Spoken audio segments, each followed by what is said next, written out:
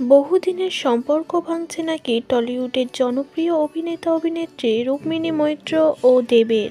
প্রায় 7 থেকে 8 বছরের প্রেম নাকি ভেঙে যাচ্ছে, এমনটাই কানাঘুষো টলিপাড়ায়। এই কারণে দায়ী করছেন ইরিকা পালকে।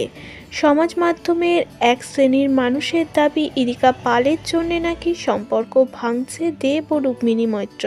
অন্যদিকে দেবকে ইনস্টাগ্রামে আনফলো করেছে রুক্মিণী, যা নিয়ে চর্চা আরও অনেক গুণ বেড়ে গিয়েছে।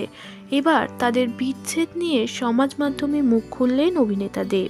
সেই মানুষটা যখন আমাকে ইনস্টাগ্রাম ফলো করছে বা ফলো করছে না, এইটা আমি 10 জনকে কী করে উত্তর দেবো? মানে ওই মানুষটা আমার জন্য কি, সেটা তো আমি কাউকে বলে বোঝাতে পারবো।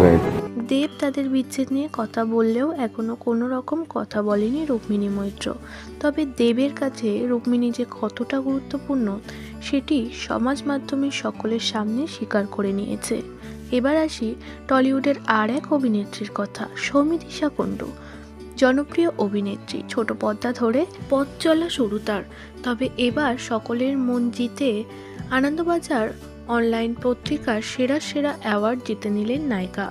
আনন্দবাজার থেকে সেরা অভিনেত্রীর অ্যাওয়ার্ড দেওয়া হলো সৌমিত্রিষার হাতে, যা নিয়ে গর্বিত নায়িকা নিজেই।